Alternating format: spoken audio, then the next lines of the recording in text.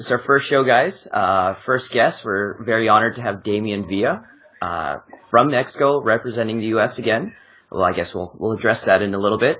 So Damian is a 2009 silver medalist at World Championships, also bronze in 2013 and is in World Championships in Mexico. He has also won a silver medal, I believe, from the 2011 Pan Am Games. Is that right?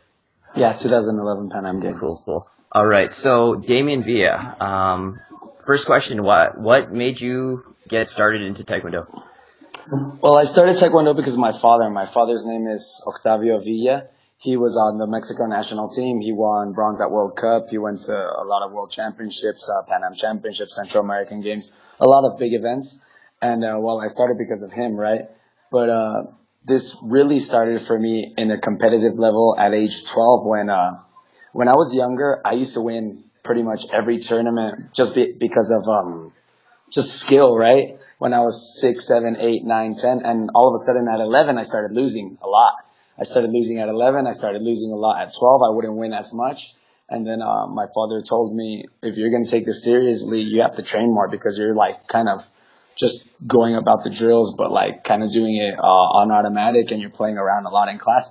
And I couldn't win on skill alone anymore. So around 12, almost 13, I decided all that time I had already been doing Taekwondo wasn't going to be in vain, and all that time invested, it was going to mean something, and I really wanted to be a champion. So around 13, I started doing better again. And a little bit before my 14th birthday, I won nationals in the States, and then I made the junior national team 3 years. Cool. Yeah, no, that's awesome to hear, especially that whole portion where you said that you had to take things seriously instead of just going through the drills. I have a Taekwondo school myself, and you kind of start to see that in that 12, 13-year-old age where you kind of have to decide if you're doing this for rec or if you want to be competitive. Exactly. But yeah, that's awesome to hear from someone that has made it at a higher level. Have that exact same crossroads where you have to choose, am I going to be competitive? Am I going to try to be the best? Or am I just going to go down the stream of, doing this for fun? Exactly. Cool. As far as coaching goes, who was your coach kind of growing up? Was it your father this entire time, or eventually you evolved to different coaches that better suited your needs? Well, growing up, it was always my father from age 4 to age 17. Once I was 17, that I made a Mexico national team.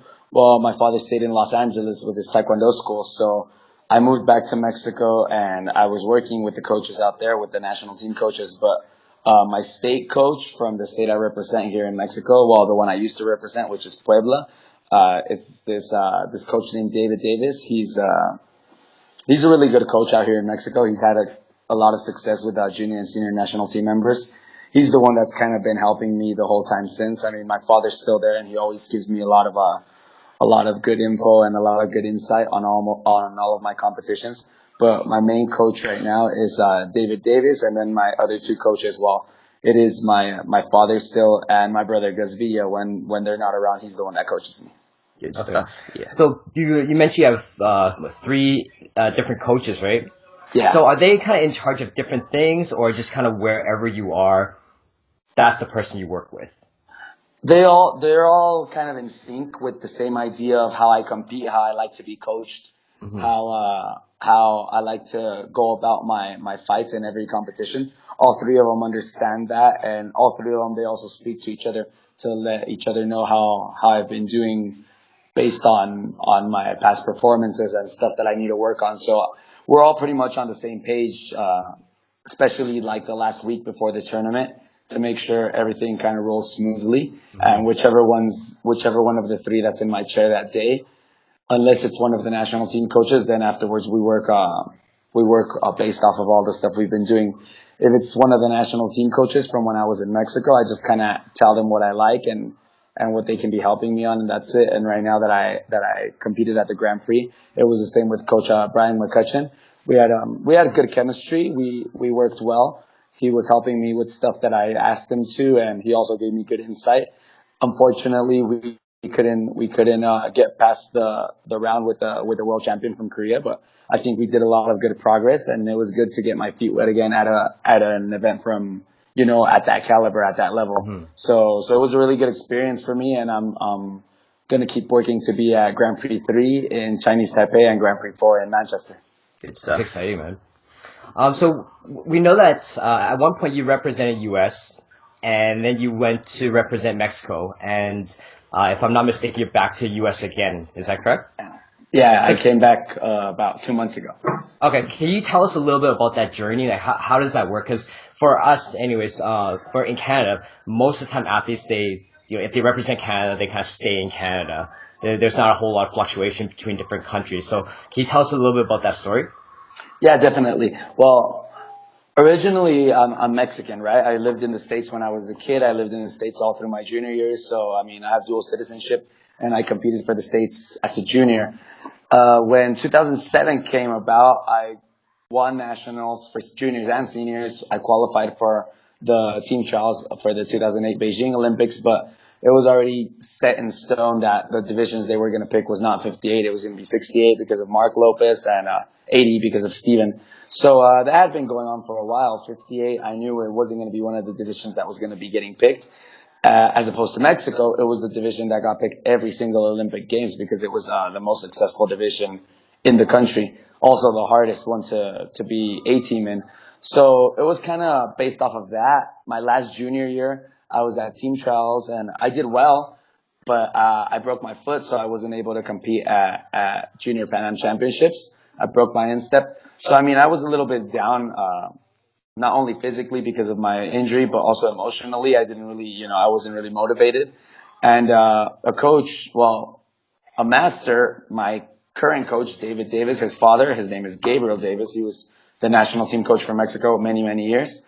He told me, why don't you come down and compete in Mexico just, to try it out. So I was 17 and I went down for nationals, and back then I fought 54 kilos thin weight, and I told him, but I don't want to cut weight because I'm coming back from a foot injury, so I'm going to do 58. I did 58. Unfortunately, I mean, I had 6 matches. I won all of them. I won nationals.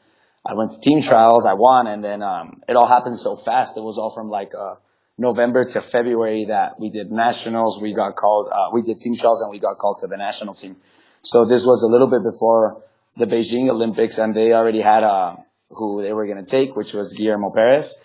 Was his training partner, one of his training partners, and he went on to win the Olympic gold medal. So they knew in Mexico that they were going to support all the athletes that were in the 58 kilogram division, since we already had one Olympic gold medal for 1992 for the demonstration games, a silver in 2004 with Oscar Salazar, and a gold in 2008 with Guillermo Perez.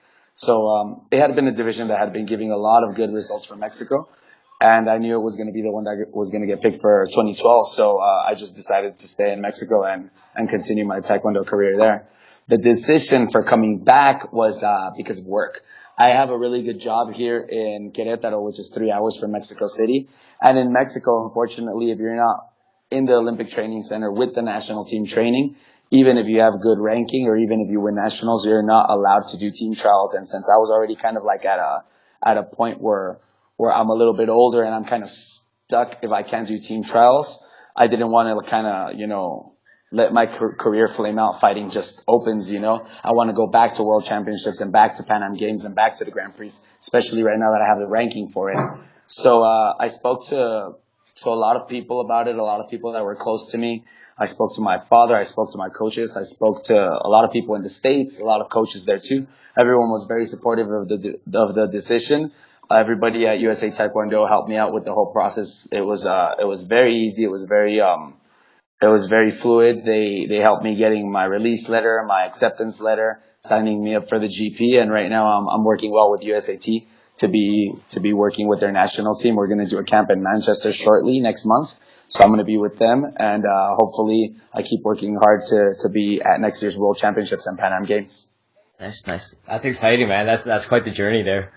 All right, let's talk about training. Because I know you were in that generation before the electronic body protector. Yeah. So you still have that style, the hard hitting. You don't just flick your front leg around.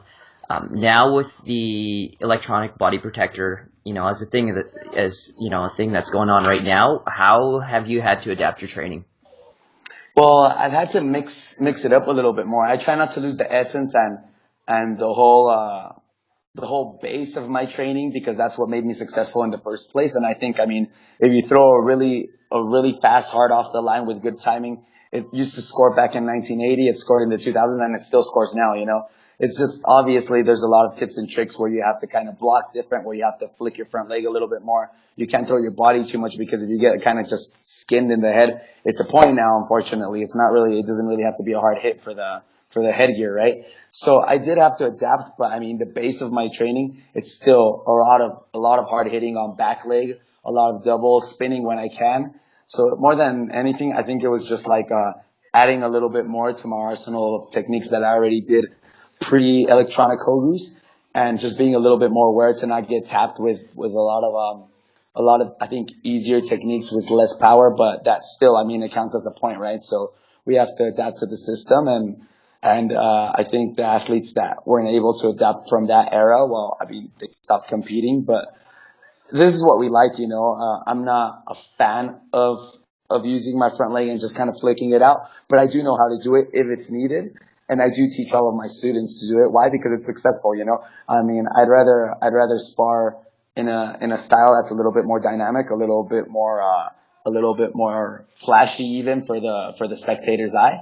But we do have to focus a lot more on winning than on fighting pretty, right? If we can do both at the same time, that's great. But if not, I do prefer winning than being spectacular out in the ring. Yeah. No, I totally agree. Yeah, I hate how people are like, oh, this is boring. That's not going to work in a street fight. I was like, well, yeah, you guys We're are not playing in the street. Yeah, Exactly. we're not gonna wear electronic Hogus and go by points in a street fight. I say, like, okay, if when you watch a basketball game, you're like, oh, that dribble's not going to work on the street in a fight. I was like, it's a game. They're two different sports. It's like a sport, and there's like the self-defense. So, Exactly. but yeah, no, it's a funny thing in the Taekwondo community online, especially. I like how you brought Online. up the fact that you've adapted, because we kind of came from like the original era where it's just like you mentioned, the more dynamic, more hard hitting, just purely off pressure wise. As time goes on, we, especially here anyways in Alberta, we see people that have swings either way. Either they're stuck in a pass, or they completely dismiss the pass and they're just focused on now. So the flicking, the taps and whatnot. And there's a lot of lacking, bridging the gap in between. And I think you really hit the head of the nail there to actually merge the two together and, kind of use the best of both worlds.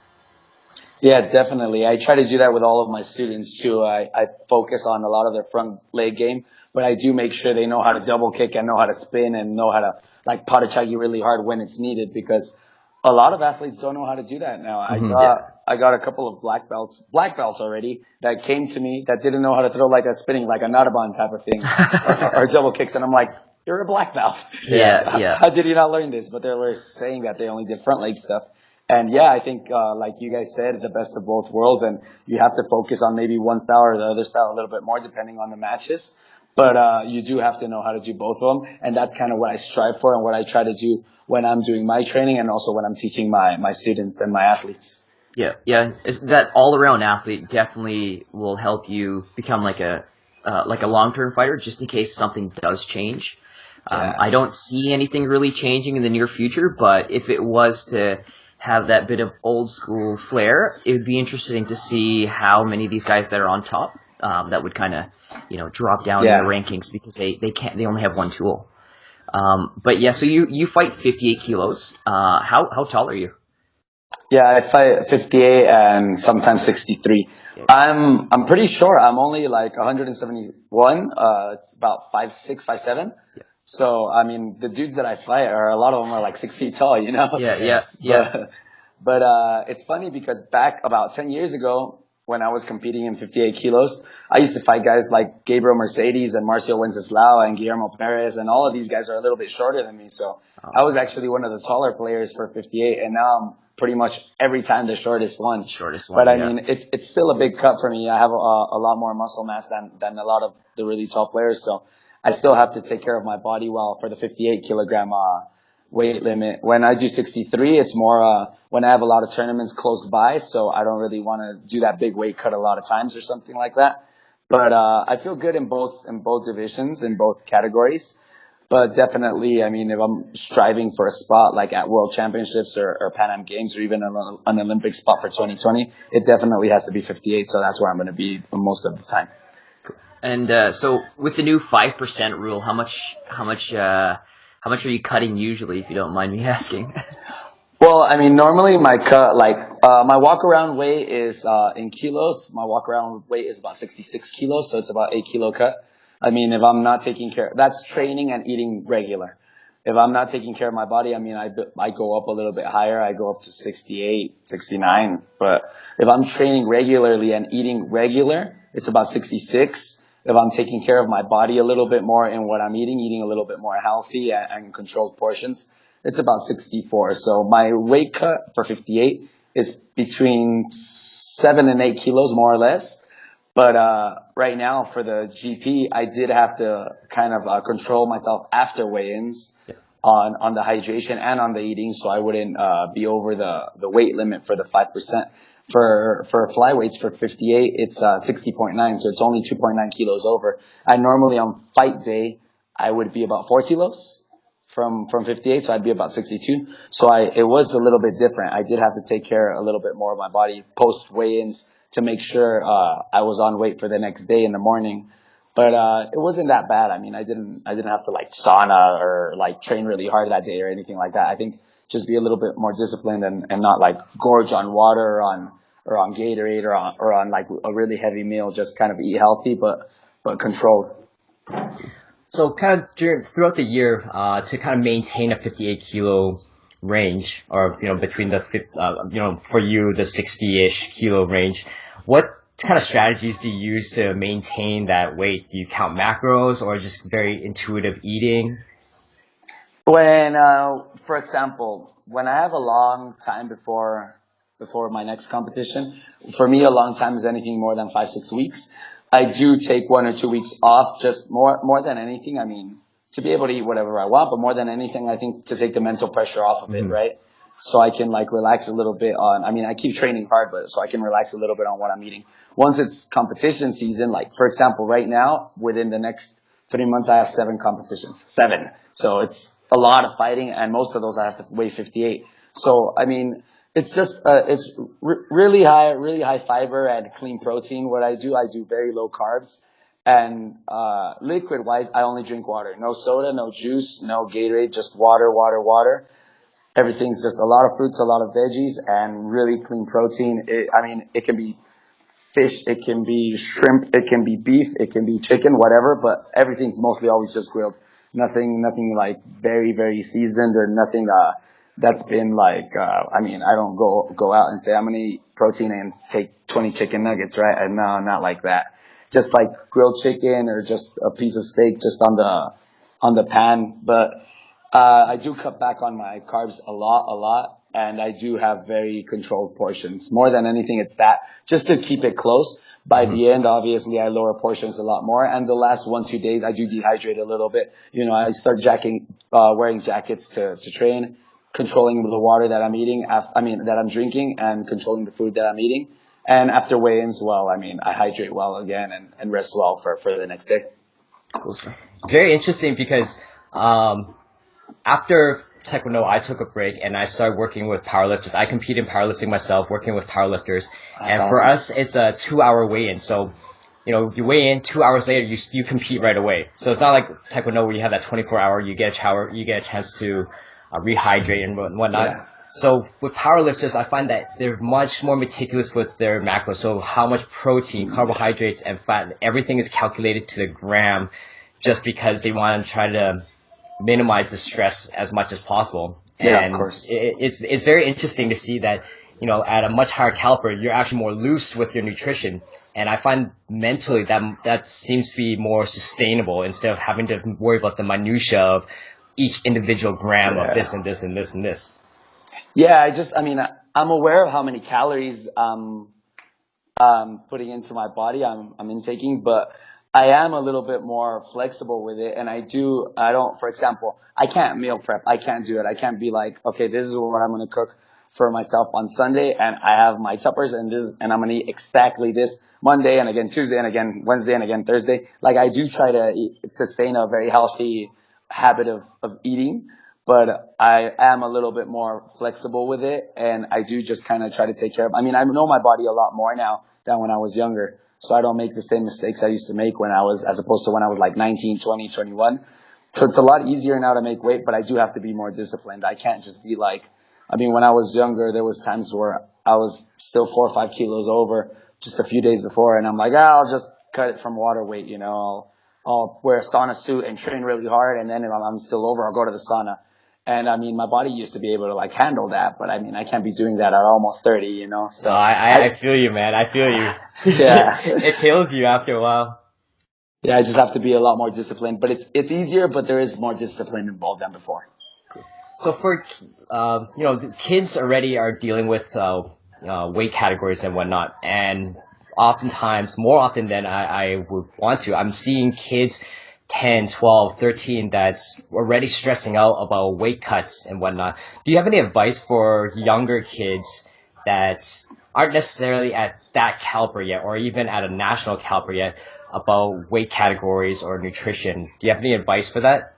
Yeah, definitely. Make healthy eating a habit. Don't make a lot of us, we have unhealthy eating as a habit, and then we try to do healthy eating when it's tournament season.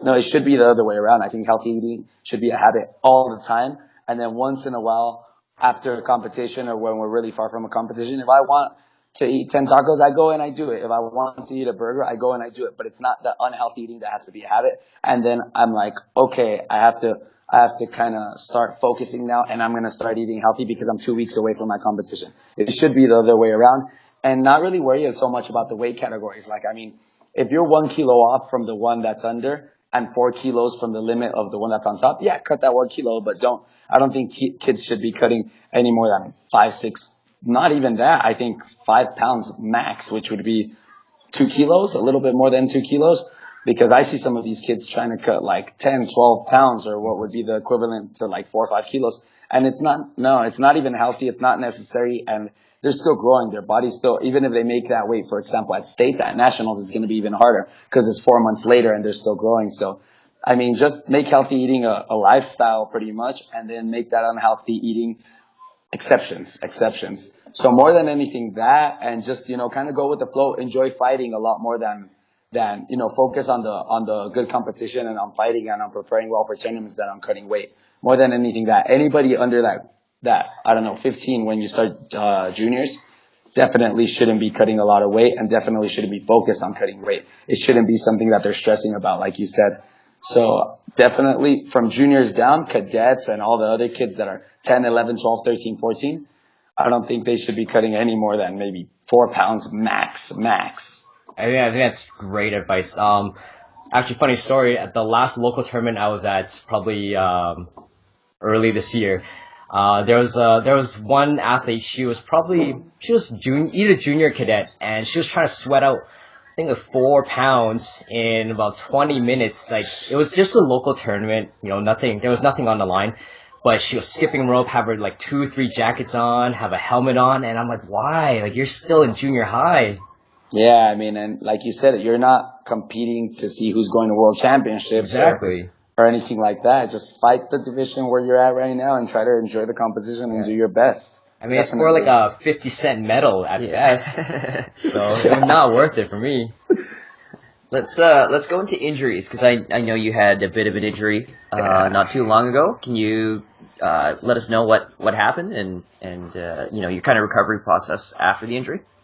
I mean, overall, I've had a lot of injuries. A couple of them that have been pretty serious. I mean, I've broken my instep a few times. My other one once, cracked my shin. My adductor muscle just ripped off of the bone pretty much as well. That was hard. That was like a long process to recover. But I think the hardest one was my knee surgery at World Cup when we do the 5-on-5 thing. Well, I was being very successful, so my team kept throwing me in. I crashed a lot. I banged a lot with a lot of the heavier guys, and I injured my knee. I didn't really take care of it or check it out. So by the time World Cup was in December of 2014, And by the time I got it checked out in March of 2015, because I had already competed in Swiss Open and Mexico Open, in one team trial in Mexico and in US Open. So I had already competed a couple of times, and I got it checked out, and it turns out I had broke my kneecap, I had torn my lateral ligament and my Oh, meniscus sorry, as well. you just cut out there. Can you, You sorry, kind of got go back like 5 seconds and repeat that. Like you just kind of cut out for a second. after there. the adductor injury? Yeah. No, you're talking about the clashing at World Cup?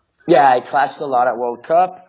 I didn't really think much of it. I thought I just had a really, really big bruise and my knee was hurting a lot because I clashed a lot with the heavier guys. And then once I got my knee checked 3 months later, I had already competed at a couple of major events. I had already done Mexico Open, US Open, a team trial in Mexico, and Swiss Open. So I competed 4 times after that, but it was hurting a lot. Once I got it checked, I got an MRI, I got a couple of other tests. It turns out I had broken my kneecap, I had torn my lateral ligament, and I had torn my meniscus. So I went into surgery. Everything came out fine. But the hard part for me was doing the recovery process because I didn't have time to do the recovery process. We were way too close to the trial for the Rio Olympic Games.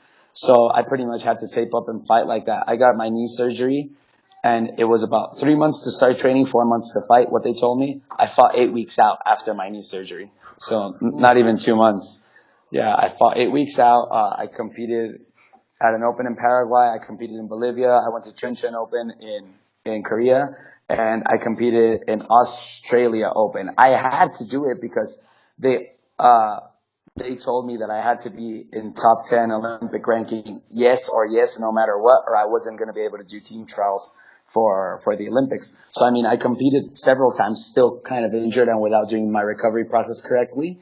And then our Olympic trial here in Mexico was very shady. We did closed doors. Nobody was able to see it. We did Gen 1s instead of Gen 2s. We did judges that were all just friends of the president. Oh, no headgears. We did just regular headgears. It was very, very, just very one-sided to certain athletes. And then after I didn't qualify for the Rio Olympic Games, then I did my recovery process well. And finally, by like the almost 2017, I was able to fight like 100% again. So it was almost 2 years of fighting like at a 60, 70% and not being able to do doubles, not being able to spin, not being able to do a lot of flicking with my left leg. It was a little bit tough, but I mean, once 2017 came about, then I was able to do it a little bit more, and that's why I started enjoying it a lot more again, and that's why I decided I wanted to keep competing at a high level and shoot again for being at World Championships and at Pan Am Games and hopefully the Olympics.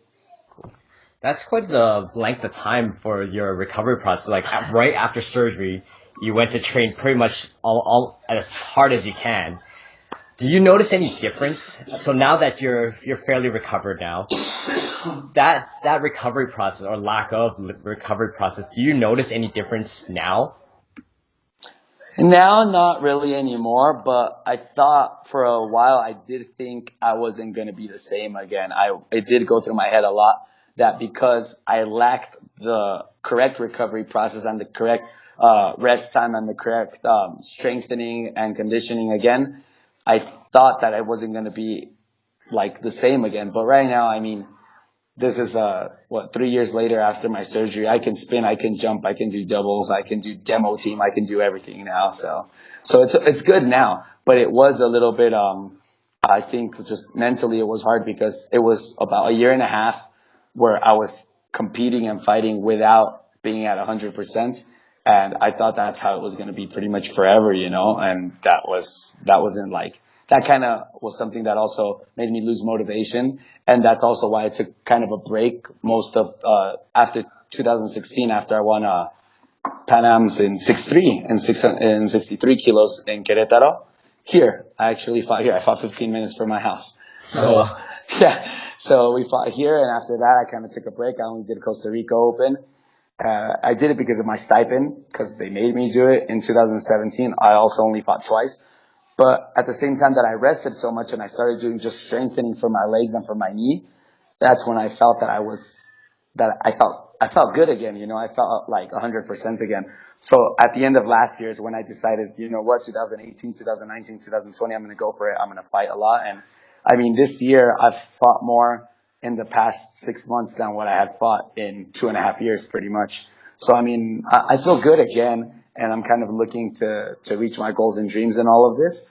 But, I mean, one of the most important things was for my body to feel good. And with my body feeling good mentally, I was stronger, you know? So hopefully things go my way, but that was definitely one of the biggest parts of this whole process, that my body had to feel good. And it took such a long time because I didn't do the recovery well in the beginning.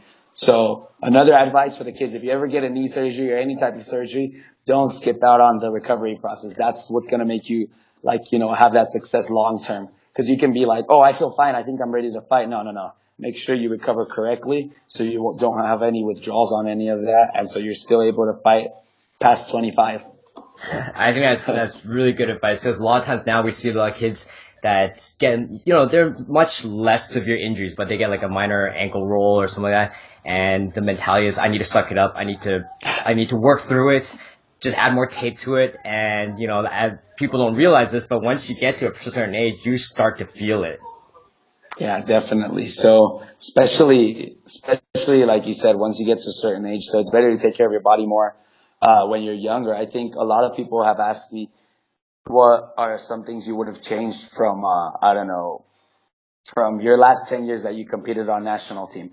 What are some things you would have changed? And the main thing was take care of my body more, because there was certain injuries that made me not have the performance I wanted at certain key events. So I think definitely take care of my body more and listen to my body when I had like those small nagging injuries.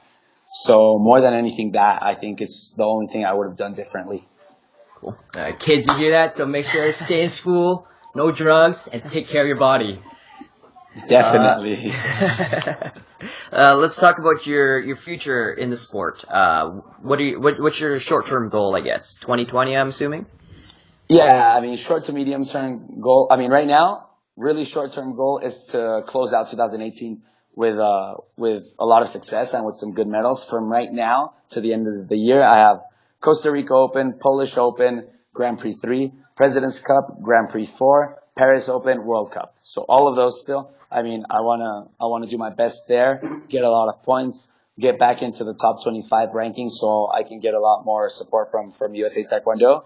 And I mean, next year and the following year, it's pretty much just go to World Championships, go to Pan Am Games, go to all the GPs, try to medal at all of these events, and be in good standing to be able to go to the Olympic qualification, right? So 2020 is my goal right now. After that, regardless if I make it or not, I'm going to do my best and do everything in my power to make it. But if I don't make it, I'm still going to fight up to 2021. I think that's going to be it. So right now, I would like to go to another World Championships in 2019 and in 2021. I would like to go to three. I have 3, 4, 5 in total. So that's kind of like what I'm shooting for. Right now I'm 28, so by 2021 I'd be turning 31 in August, and I think that's when I would call it quits. But hopefully, I mean, everything goes well, and I can close out my career saying I did the best I could and I reached all of my goals and dreams in this. So that's kind of what I'm shooting for right now. Good stuff. And no, I think that's pretty much the end of it. Well, thanks for coming on to our show. I know it takes some time out of your busy day. Thank you guys for we're really inviting. grateful for this. But yeah, anything to add, Alfred? Yeah, like a lot of great insight, a lot of great stories, and I think that's what a lot of athletes these days need to be reminded of these stories, that, not everything is smooth sailing. You don't just hop out of the gate and you're world champion already. It takes time, takes a lot of setbacks, but eventually if you're persistent and this is something you're passionate about, you will get there. And you set a great tone, great stories. We really love to bring you back in the future for future episodes, more deep diving about, what does training look like for you? How do you separate your training off season versus, pre-fight and whatnot, and how the training is structured. So we'd love to have you back for future episodes. Yeah, definitely. Just let me know. I'd be happy to be back, and thank you very much for the invite. Thank you very much for your guys' time as well. Awesome. And I hope you guys have a lot of success. When it comes out, please let me know. Absolutely. Will do. So for the listeners out there, how can they get a hold of you? As far as reaching you for social media, or reaching out to you for coaching or anything like that. What's the best way for people to find you? Social media, I think what I answer the most is on Twitter and on Instagram, but they're both the same. It's Damian Villa 58 all together. no hyphens, no underscores, just Damian Villa 58. And pretty much I look at mostly all of my messages. I mean, one or two might go to the wrong folder, but when I open it up, then I see them. So I think there or on my Facebook, which is also just Damian Villa, anyone can reach out to me there for, I mean, any questions, any advice and stuff like that. I normally, when I have time for it, I do answer all of them. So, I mean, that's where I'm going to be, or just put a comment on one of my pictures. I'll probably see that a little bit faster. All right. So we'll make sure we'll add that in the description for this podcast. Definitely. Again, thank you, Damian. Thank you for your time and great content, and we hope to talk to you soon. Oh, thank you guys very much. Thank you for your guys' time, and I hope to see you guys soon. Let me know when I can come back on. Thanks a lot. Absolutely. All right. All right. You have a great day, Have man. a good day, guys. You too. Thanks. All right.